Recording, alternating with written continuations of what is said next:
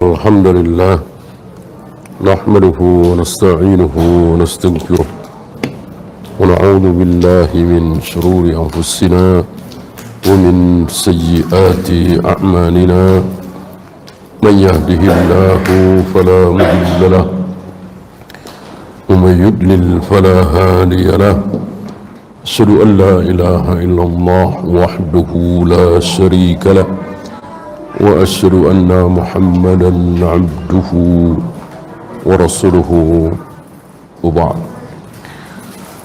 Terakhir tentang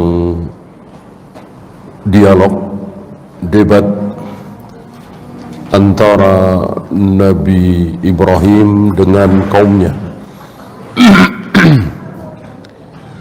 termasuk si raja yang membantah ketuhanan Allah, yang mereka menyekutukan Allah. Diawali dengan ucapan Nabi Ibrahim ketika melihat bintang. Beliau mengatakan, "Inikah Tuhanku?" Sementara bintang itu tidak selalu ada. Kemudian bulan, "Inikah Tuhanku?" Dan bulan tersebut akhirnya lenyap. Yang terakhir matahari.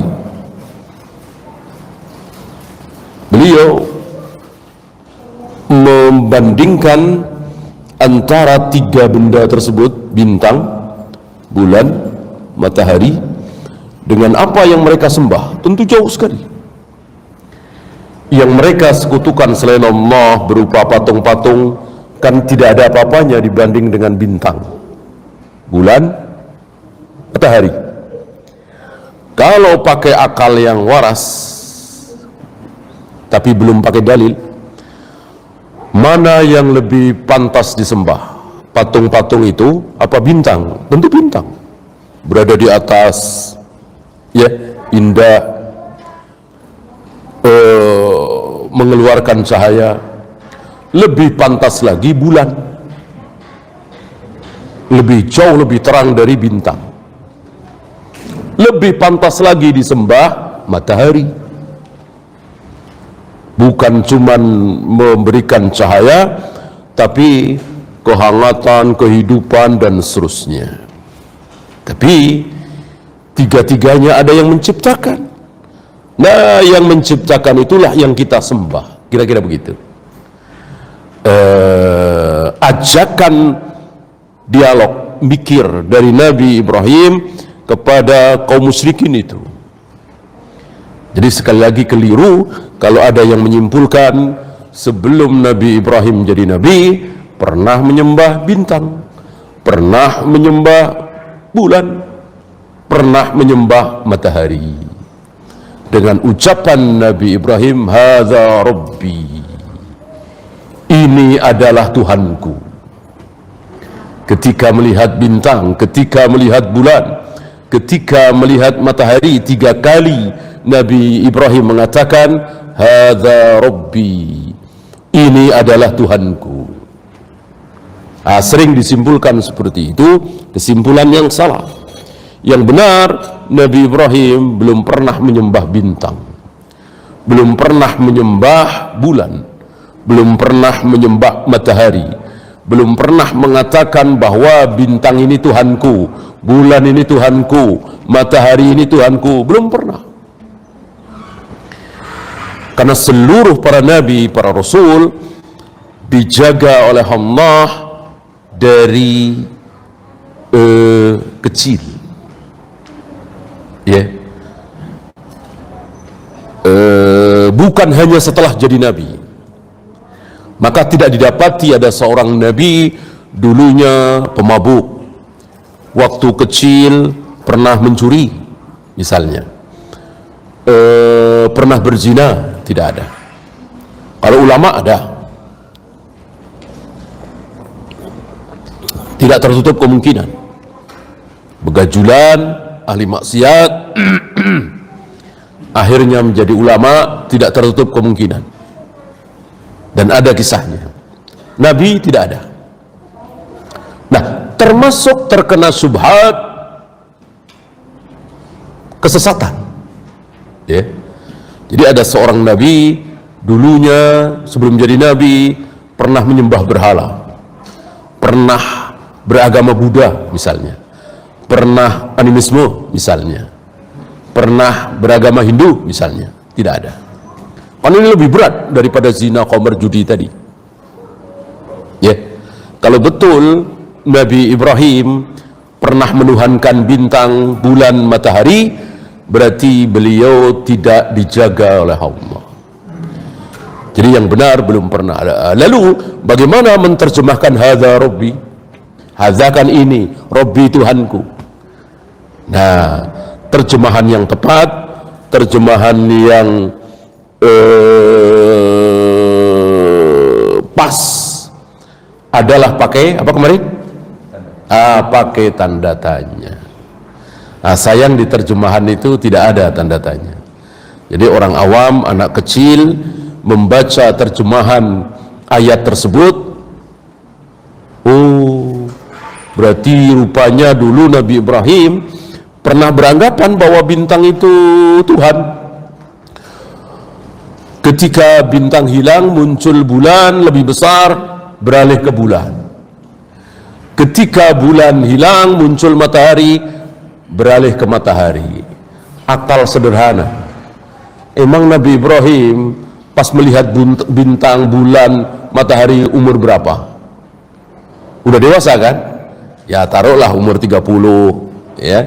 Rata-rata para nabi, para rasul diangkat jadi nabi kan umur 40-an. Taruhlah waktu itu beliau umur 30. Emang umur 30 tahun selama ini belum pernah lihat bintang, belum pernah lihat bulan, ya. Baru, ada bintang, ada apa nih di atas nih? Wah, ini Tuhan nih. Masa begitu? Ya, tentu dari kecil beliau pernah melihat bintang, pernah melihat bulan, pernah melihat matahari. Nah, semakin jelas bahwa beliau mengatakan inilah Tuhanku, itu nanya, pantaskah ini jadi Tuhanku? Ya. Mengajak berpikir umatnya, pantaskah kita menuhankan bintang ini?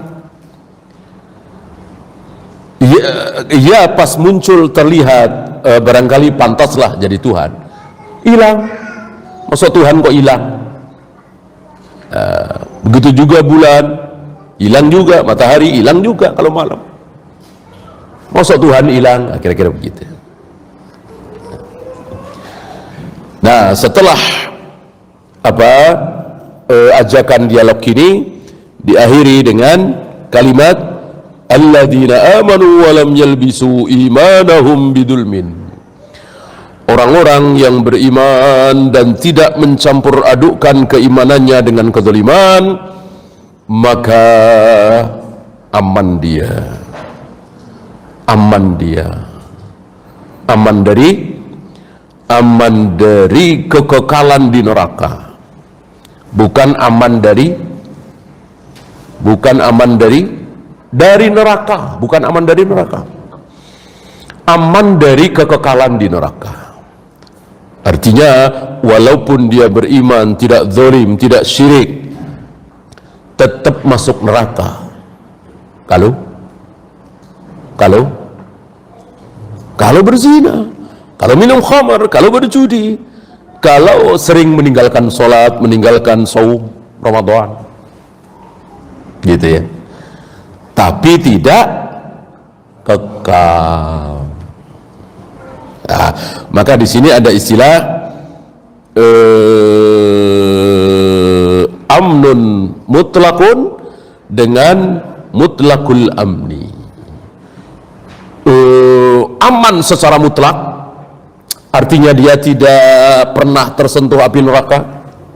Kenapa? Dia selalu melaksanakan kewajiban, sholat, puasa, zakat, haji, jihad, dan seterusnya. dia jauh dari maksiat, jauh dari zina, khamar, judi, mencuri dan seterusnya. Orang seperti ini insya Allah amnun mutlakun, aman secara mutlak, bukan mutlakul amni.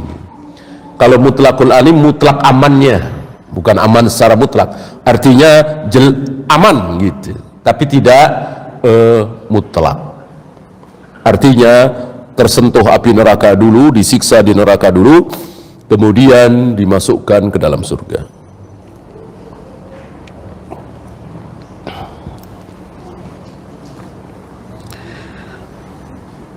Dan ini berbicara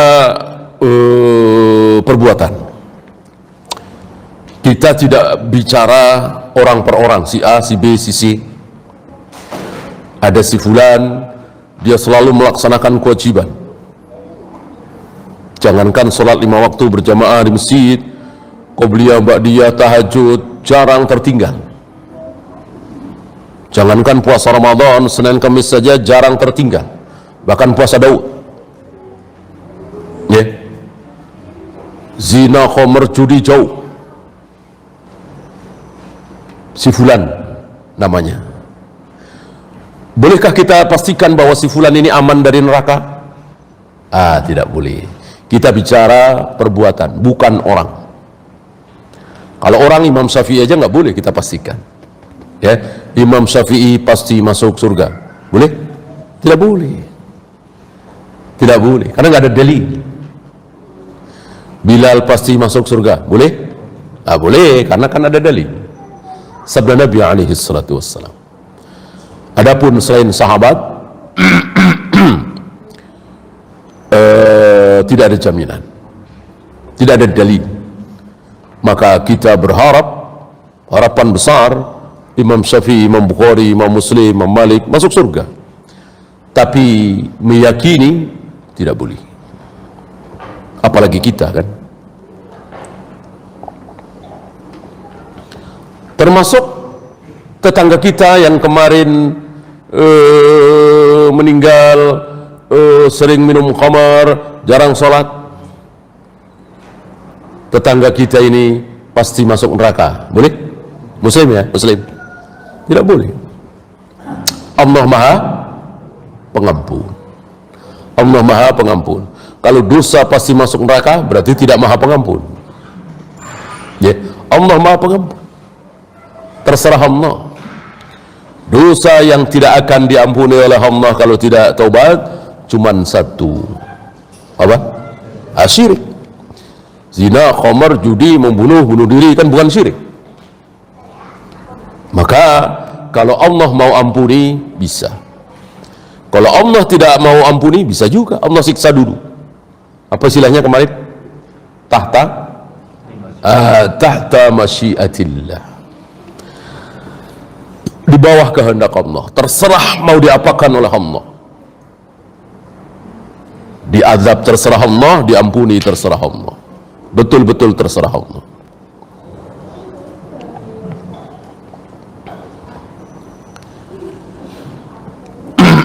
Ayat tadi diakhiri dengan ucapan wahum muhtadun, dan mereka mendapatkan hidayah. Mereka diberi petunjuk. Kata beliau, ai fid dunya ila syar'illah bil ilmi wal amal. Petunjuk di dunia menuju syariat Allah dengan ilmu dan amal. Fal ihtida'u bil ilmi hidayatu irsyad atau hidayatul bayan. Hidayatul irsyad, hidayatul bayan sama. Apa? Petunjuk ilmu. Nih, tata cara salat Nabi seperti ini. Ini hidayatul bayan. Nih, cara tawaf Nabi seperti ini. Ya. Nih, cara Nabi sa'i seperti ini. Ini hidayatul bayan. Cara Nabi melempar jumrah seperti ini. Cara Nabi tayamum seperti ini. Dengan sekali ambilan, bukan 2 kali ambilan. Dan diusapkan ke wajah, kemudian punggung telapak tangan, tidak sampai siku. cara Nabi tayamum. Apa? Hidayatul bayan atau hidayatul irsyad atau hidayatul irsyad wad dilalah. Ada beberapa istilah. Intinya ilmu, ya, petunjuk. Diamalkan atau tidak? Itu hidayatut taufiq. Diamalkan atau tidak ilmu tersebut, itu hidayatut taufiq. Kalau dia mengamalkan hidayatul bayan, Nabi solat seperti itu. Nabi mengawali solat dengan takbiratul ihram. Ikuti. Dia tinggalkan yang lain. Dulunya baca bismillah, baca ta'awud, baca qul a'udzu birabbin nas, bahkan baca usolli, ditinggalkan. Kenapa? Karena dia sudah mendapatkan hidayatul bayan, bahwa Nabi mengawali salat dengan takbiratul ihram, Allahu Akbar. Dia amalkan itu, berarti dia sudah mendapatkan hidayatul taufiq. Sudah dituntun oleh Allah, sudah diberi izin oleh Allah untuk mengamalkan ilmu tadi, hidayatul taufiq. Sementara si fulan belum dapat hidayatul taufik, padahal sudah ditunjukkan nih, Nabi nggak pernah pakai usolli, Nabi nggak pernah baca ta'awud sebelum takbiratul ihram, Nabi tidak pernah baca qul a'udzu birabbin nas segala macam, ya. Sudah dikasih unjuk, udah dapat hidayatul bayan, tapi dia belum dapat hidayatul taufik. Dia mengatakan, ya ini biar hati saya mantap. Memang Nabi enggak melakukan, tapi apa salahnya? Barangkali Nabi sudah terjamin bersih dari dosa, maka ketika sholat tidak perlu berta'awud, mohon perlindungan kepada Allah dari setan. Adapun kita tidak seperti Nabi, maka kita masih butuh pertolongan dari Allah untuk menanggulangi godaan setan. Maka walaupun Nabi tidak berta'awud, enggak apa-apa, kita berta'awud. Na'udzubillahi minasyaitonir rajim. Bismillahirrahmanirrahim. Sholli fardhu subhi. Allahu akbar. Hidayatul bayan sudah dia terima, sudah sampai kan? Hidayatul taufik dia enggak dapat. Dia tidak dituntun oleh Allah, dia tidak diberi izin oleh Allah, dia tidak diberi hidayatul taufik oleh Allah. Akhirnya dia mengamalkan bid'ah, ya. Sama dengan saudara-saudara kita yang tahu memang Nabi tidak pernah mentahlilkan kematian 3 hari, 7 hari, 40 hari, 100 hari, tapi apa salahnya? Kan baca Al-Quran, baca tasbih, baca tahmid, baca tahlil, ada sedekah makanan untuk tetangga-tetangga fakir miskin yang datang, apa salahnya? Memang Nabi tidak pernah merayakan maulid Nabi, tapi apa salahnya kita merayakan? Kan sebagai tanda cinta kita kepada Nabi sallallahu alaihi wasallam. Dia hidayatul bayan sudah dapat, hidayatul taufik dia belum dapat. Ya.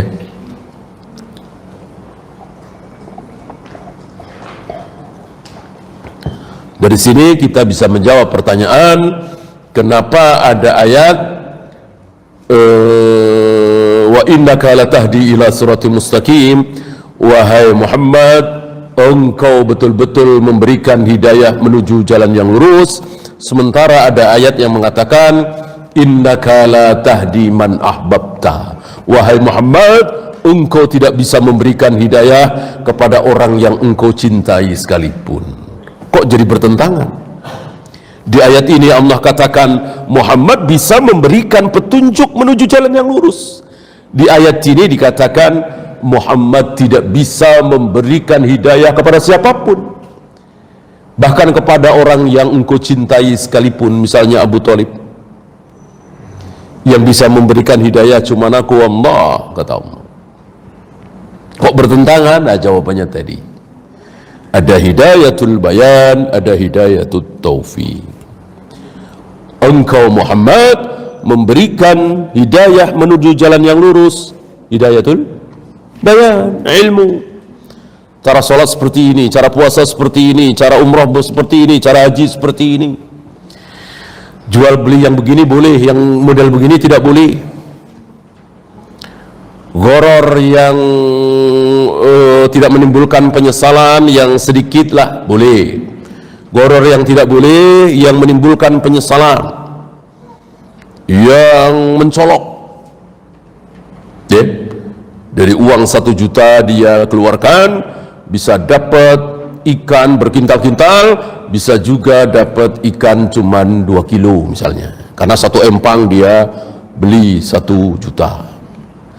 Atau 1 pohon rambutan dia beli 1 juta, padahal kelihatan kembangnya aja belum, ya. Cuman biasanya panen banyak, gitu. Ya, bisa dapat sekian puluh kintal misalnya. Bisa juga dia dapat cuman beberapa kilo. Ini gharar yang haram. Adapun yang sedikit boleh, ya. Nasi 1 piring 4.000. Yang ini nasi piring berapa? 1 piring berapa? 4.000. Yang ini nasi 1 piring 4.000. Apakah sama persis? Ya, tentu tidak sama. Beda 5 butir nasi, 10 butir nasi, pasti gharar, kan? Bolehkah? Boleh, ya. Termasuk makan sekenyangnya bayar 150.000, 200.000, boleh apa tidak? Boleh. Ini gharar yang tidak mencolok, kan sudah terukur makan seberapa sih, ya. Maka kalau dikatakan tuh gharar haram titik, enggak. Apapun bentuknya namanya gharar haram. Tentu ini keliru. Berapa banyak kita berjual beli terutama makanan gharar, ya. Artinya tidak sama persis, kecuali yang kita beli itu motor baru, mobil baru, handphone baru, jelas. Kalau makanan nasi, ya, gulai, sop segala macam, pasti ada ghararnya. Ini apa? Ini hidayatul bayan. Ini ilmu dari Nabi sallallahu alaihi wasallam. Diamalkan atau tidak terserah kita. Hidayatut taufiq, ya. Wa hum muhtaduna fil akhirati ilal jannah, dan mereka diberi petunjuk nanti di akhirat menuju surga. Kemarin sudah kita bahas sedikit tentang macam-macam hidayah. Kita sudah membahas ada hidayatul bayan, ada hidayatul taufik, ada hidayatul am. Hidayatul am adalah petunjuk kepada manusia, hewan, burung, kucing, anjing, sapi, kambing, secara umum. Secara umum, ya. Allah mengajarkan secara umum, tidak pandang bulu, ya. Ambil contoh mudah, bayi baru lahir 2 jam 3 jam disodorin ASI ibunya, bisa ngisep apa tidak? Bayi umur 3 jam atau setengah hari disodori ASI ibunya, bisa ngisep apa tidak? Bisa. Siapa yang ngajarin tuh, Pak? Ibunya ngajarin? Nggak mungkin. Nggak mungkin. Allah langsung yang mengajari. Ini diistilahkan oleh para imam sebagai hidayatul am, gitu. Kenapa kucing meong-meong? Kenapa ayam petok-petok? Ini siapa yang ngajarin? Orang bilang induknya, kata. Salah, bukan induknya. Kenapa kucing yang dia ngikutin induknya? Kenapa ayam petok-petok dia ngikutin induknya? Salah. Kalau nggak percaya, ambil ayam, begitu pecah telur, netes, pisahkan dari ayam yang lain. Usahakan dia nggak pernah melihat ayam lain, nggak tahu induknya. Insya Allah bisa hidupkan ya. 3 bulan, 4 bulan, 5 bulan kita tunggu. Kalau perlu campurkan kucing. Jadi tiap hari si ayam ini ketemu dengan kucing. Ya. Dia tidak pernah melihat ayam. Yang dia lihat setiap hari kucing seumur hidupnya sampai 3 bulan. Kira-kira si ayam ini petok-petok apa ngeong-ngeong? Kira-kira, tetap petok-petok, nggak mungkin ngeong-ngeong. Ya, siapa yang ngajari? Allah Rabbul Alamin. Ini hidayatul am. Ya, dan dia akan berperilaku sebagaimana ayam.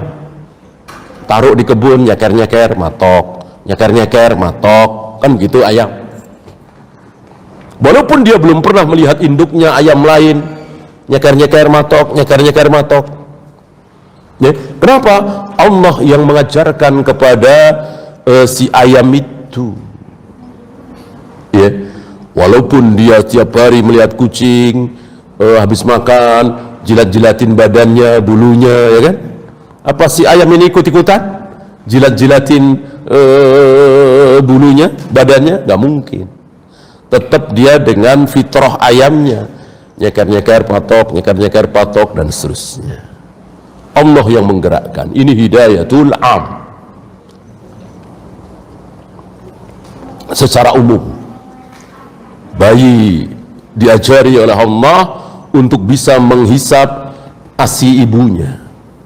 Bayinya Rasulullah, bayinya Nabi Ibrahim, bayinya Fir'aun, bayinya Abu Jahal, Abu Lahab, sama. Diajari oleh Allah, digerakkan oleh Allah. Ini hidayatul am. Ya. Nah, hidayatul am ini bisa mengerucut menjadi hidayatul khas, menjadi khusus. Allah berikan kepada orang-orang tertentu yang memang dia mempelajari itu, fokus di situ. Ya.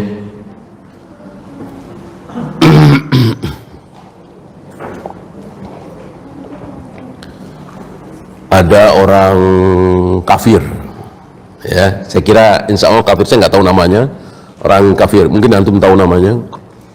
Dia ngukur apa itu keliling lingkaran, ya, atau luas lingkaran. Kalau bukan lingkaran kan gampang ya, panjang kali lebar gitu. Ini lingkaran, panjangnya berapa, lebarnya berapa nggak tahu, ya. Tapi ada ukuran itunya, apa istilahnya, diameter ya, atau jari-jari ya, jari-jari setengah diameter kan.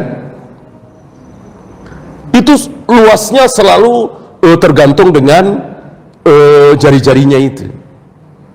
Kalau jari-jarinya panjang ya luasnya lebih besar lagi, jari-jarinya pendek ya luasnya lebih sempit lagi, ya. Dihitung, ketemu angka berapa? 22/7, ya kan? Ya kan? Pi itu kan 22/7, ya kan? Tahu dari mana coba? Ya kita tahu dari guru kita. Guru kita tahu dari gurunya lagi. Nah, sampai kepada orang kafir itu. Siapa penemu pi itu? Kok bisa ketemu 22/7? Kenapa tidak 21/7 kan pas? 3 ya. Ini enggak 22/7.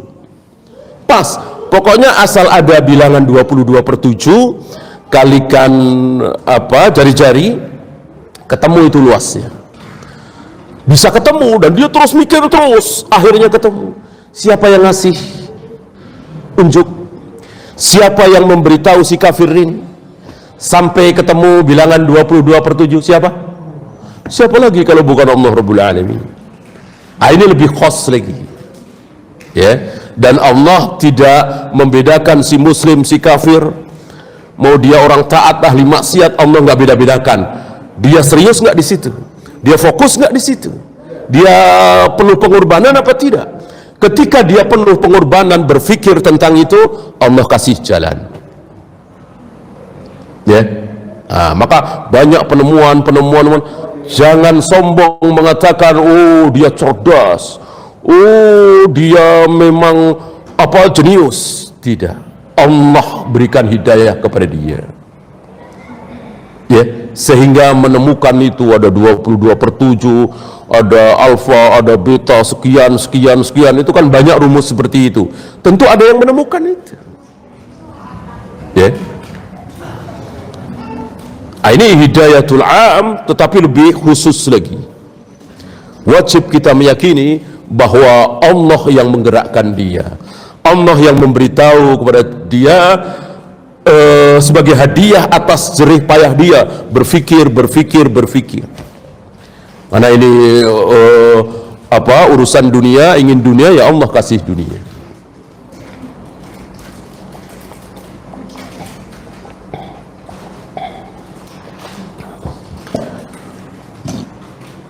Hidayatul am, hidayatul khas, hidayatul bayan, hidayatul taufik. Satu lagi, itu semua tadi yang 4 di dunia semua ya. Hidayatul am di dunia, hidayatul khas di dunia, hidayatul bayan di dunia, hidayatul taufik di dunia. Kita sudah merasakan dan melihat. Nah, ada satu lagi hidayah yang belum kita alami, yang belum kita rasakan. Apa? Hidayah menuju surga. Fahduhum ilal jannah, kata Allah. Berikan hidayah kepada mereka menuju surga. Ya. Jadi nanti kaum muslimin ngikut saja. Ya, istilah kita ngikutin petugas lah. Jadi masuk surga ngikut saja sampai ke surga. Jadi nggak pakai mikir, nggak pakai peras otak, peras keringat, nggak. Ngikut. Fahduhum ilal jannah, berikanlah petunjuk kepada hamba-hambaku ini sampai masuk surga. Ya. Bahkan ada digambarkan ditarik.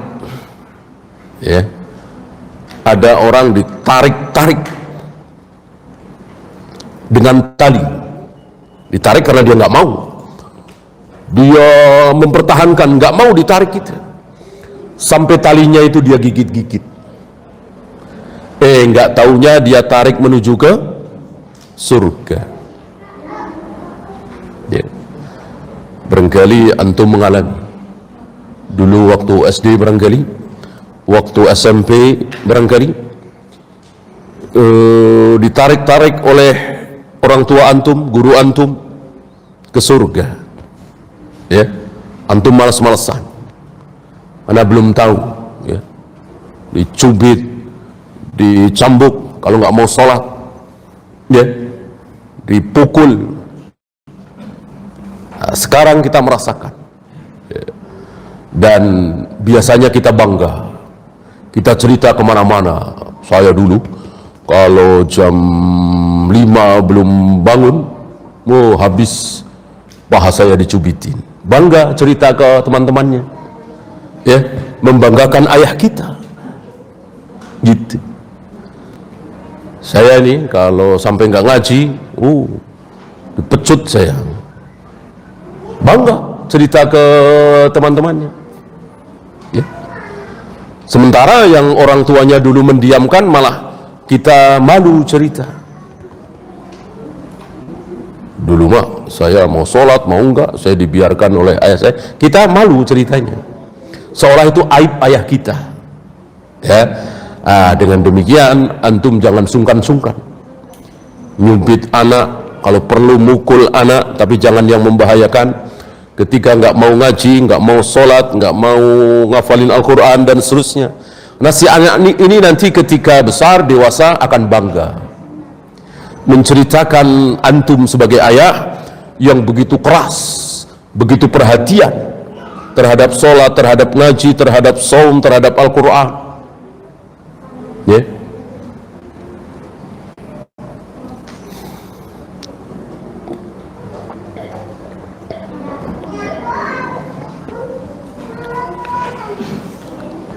apalagi di sana. Di sana luar biasa. Ya.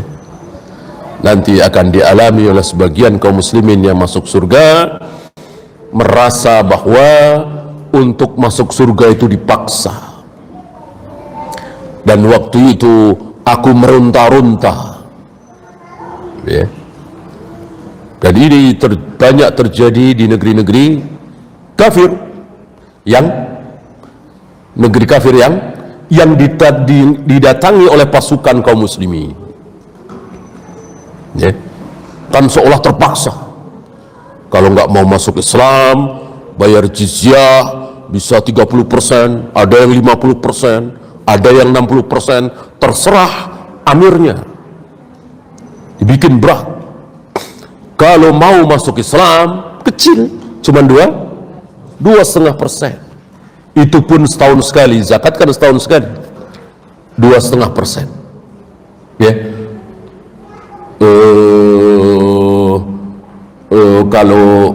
Kalau kita bunuh seorang muslim nih, kisos. Kalau muslim bunuh kita, kaum kafirin, kata mereka yang kafir ya, nggak dikisos. Dan begitu kan? Wah, nggak adil nih. Udahlah, daripada begini, masuk Islam aja lah. Masuk Islam aja lah. Terpaksa. Terpaksa. Nah, karena sudah masuk Islam, ya mau nggak mau datang ke masjid, sholat, dengerin khutbah Jumat dan seterusnya dan seterusnya. Sadar dia, yakin dia, dapat hidayah dia. Akhirnya dia yakin betul bahwa satu-satunya agama yang benar hanyalah Islam. Satu-satunya agama yang akan diterima oleh Allah masuk surga hanyalah Islam. Diawali dari keterpaksaan tadi. Ya, tentu ini tidak sama dengan apa yang dibicarakan oleh orang-orang liberal, sekuler, ilmaniyun, yang tentu ucapannya berbeda dengan ucapan Rasul dan para sahabat. Ya. Tentang keadilan, seolah agama itu harus sama.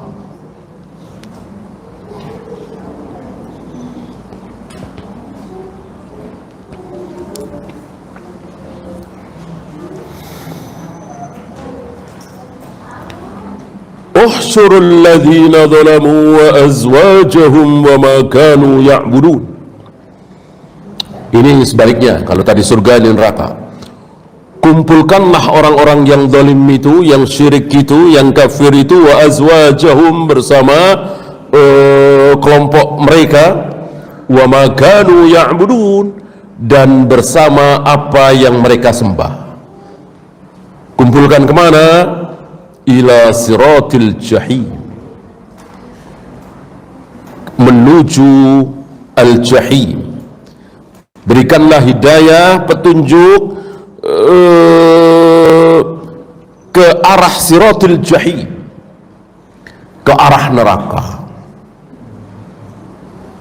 Tuntun ke neraka. Yang kaum muslimin dituntun ke surga, yang kaum kafirin dituntun ke neraka.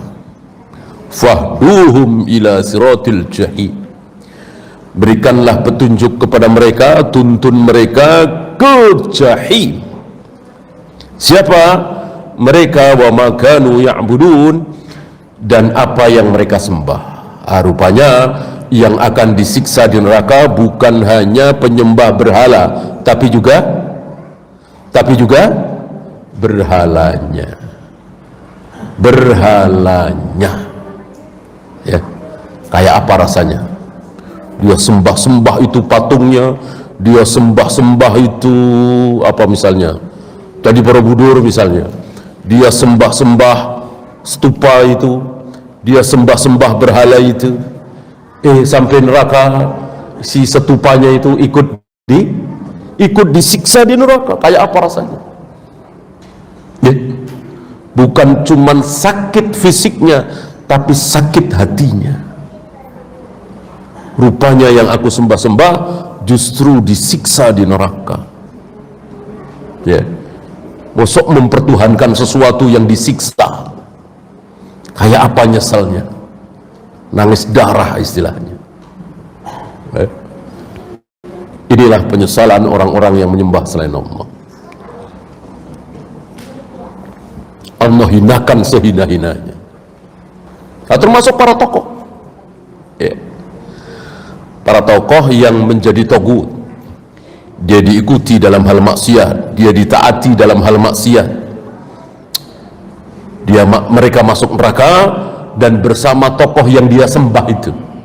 Dia agung-agungkan si tokoh, ya taruhlah Mirza misalnya, ya kan? Mirza Ghulam Ahmad kan disembah-sembah, diagung-agungkan, ditokohkan. Lalu mereka masuk neraka dan melihat Mirza Ghulam Ahmad juga di neraka. Kayak apa rasanya? Ya. Tapi togut. Kalau yang bukan togut, walaupun disembah, tidak masuk neraka. Siapa contoh? Nabi Isa, Ali bin Abi Thalib, Syekh Abdul Qadir Jailani, banyak tokoh-tokoh yang disembah. Tapi bukan togut. Kenapa? Karena dia tidak mau. Kalau togut itu biridohu, ma'ubida min dunillah biridohu, disembah selain Allah, ditaati dalam hal maksiat, dan dia mau disembah, ingin disembah. Ya Fir'aun jelas,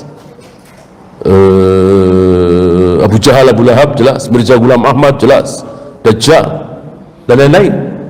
Tokoh-tokoh sesat yang memang ingin diikuti dalam kesesatannya, pengen disembah. Adapun yang tidak pengen disembah seperti Nabi Isa, Ali bin Abi Thalib, Syekh Abdul Qadir Jailani dan seterusnya, tentu tidak. Mereka berlepas diri.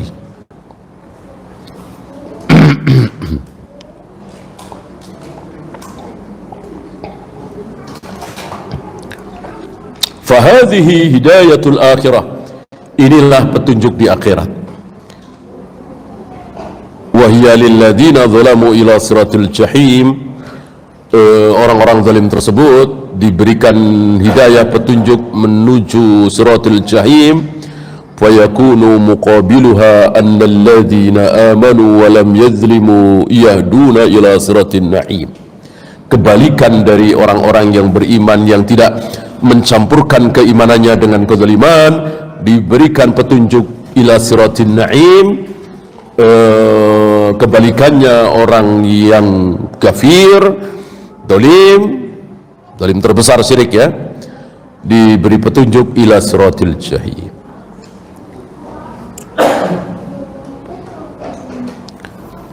Wa qala katsirun minal mufassirin fi qoulihi ta'ala, ada ucapan sebagian atau banyak dari ahli tafsir tentang ulaika lahumul amnu, bagi mereka keamanan, mereka akan mendapatkan keamanan. Yang dimaksud adalah innal amna fil akhirah. Yang dimaksud keamanan ini adalah di akhirat. Aman dari apa? Aman dari neraka tadi atau kekekalan di neraka. Wal hidayatu fid dunya, kalau hidayah itu di dunia. Hidayatul bayan, hidayatul taufik, hidayatul amtari, itu di dunia. Ini sebagian mufassir berpendapat seperti itu, tapi Syekh Utsaimin tidak sependapat. Beliau mengatakan was-shawabu annaha ammatun, yang benar umum, menyeluruh, bin nisbati lil amni wal hidayati fid dunya wal akhirah, di dunia dan di akhirat. Maka keamanannya itu bukan cuma di akhirat, di dunia juga aman. Kita bisa saksikan kebenaran ucapan Syekh Utsaimin. Kita lihat negeri-negeri, kita lihat generasi yang bersih dari syirik, dimulai dari sahabat, tabi'in, atba'u tabi'in, terus sampai Harun ar-Rasyid, sampai Umar bin Abdul Aziz. Bagaimana keadaan mereka? Carut marut, sengsara, kebelangsak, huru hara, diserang musuh, dijajah. Apa aman? Aman.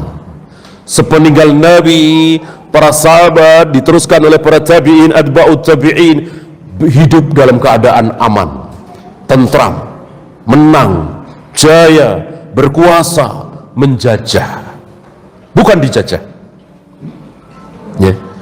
Ini kebenaran pendapat beliau.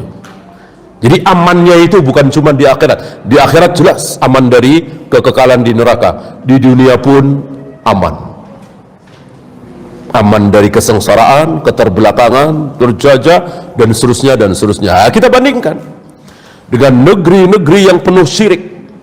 Nggak usah jauh-jauh, mana? Nggak usah jauh-jauh, mana? Ya negeri kita. Negeri kita. Ya, ketika 350 tahun dijajah oleh negara kecil sekecil-kecilnya. Ini memalukan sekali kan? Belanda sama negeri Belanda sama Sumatera gedean mana? Enggak ada apa-apa. Saya Jawa, saya kira gedean Jawa ya kan? Mungkin Jawa Tengah lah, Jawa Timur. Datang ke Nusantara ini. Ya, dari Sabang sampai Merauke dikuasai. Memalukan sekali. 350 tahun. 5 tahun 10 tahun barangkali, ini 350 tahun. Ya, kok nggak pada mikir, nggak pada bersatu, nggak ngelawan? Jawabannya ini kebenaran firman Allah. Ketika mayoritas kaum muslimin berkubang di syirik, ya Allah berikan kekuatan kepada musuh-musuh Islam menjajah kaum muslimin. Luar biasa hari itu. Selama 350 tahun itu luar biasa. Namanya jimat, yang namanya keris, namanya dukun, tempat keramat, kuburan keramat, laris, laku. Ya.